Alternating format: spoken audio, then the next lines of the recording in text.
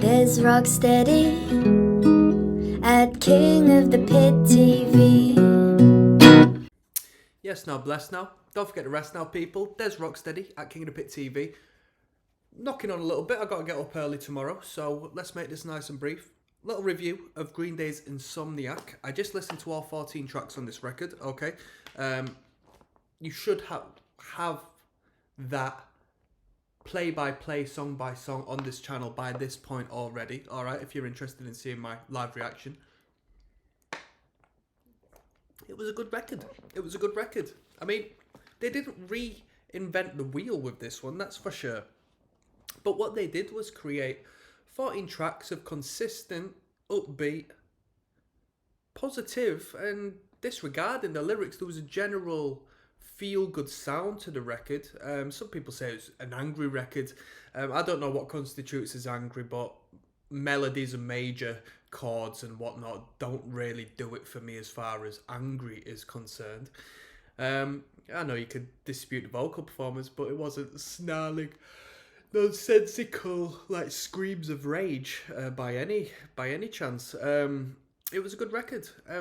I've never seen this artwork before, so it's definitely not a fan favourite as far as it's probably got a cult-like following, this record, instead of like some of the more pushed records like Ducky and American Idiot and everything in between. The production was spot on. I couldn't imagine there being a better production for this band.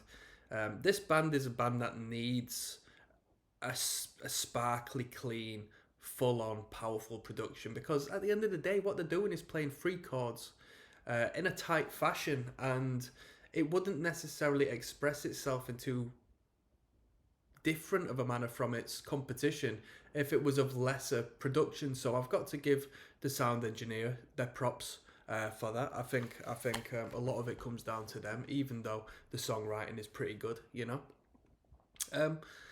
What more can I say, really? These dudes are fantastic at putting three chords together. They've got a formula, but the thing is, on the flip side, it is so consistent, it's samey, alright? It is so consistent, it's samey.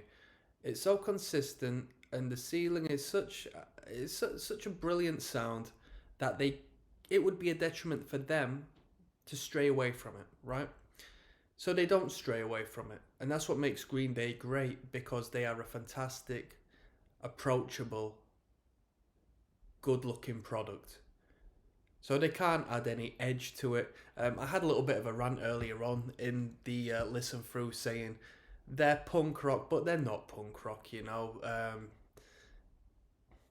They wouldn't be pushed like they have been pushed. They wouldn't be picked up like they've been picked up. They wouldn't have been able to have chance to market themselves to the amount of people they've marketed themselves to over the years if they were like a little more direct and concentrated and elaborate their message a little more as far as the anti-establishment or whichever themes they try to teeter across lyrically in their songs. That being said, they're a very tight band.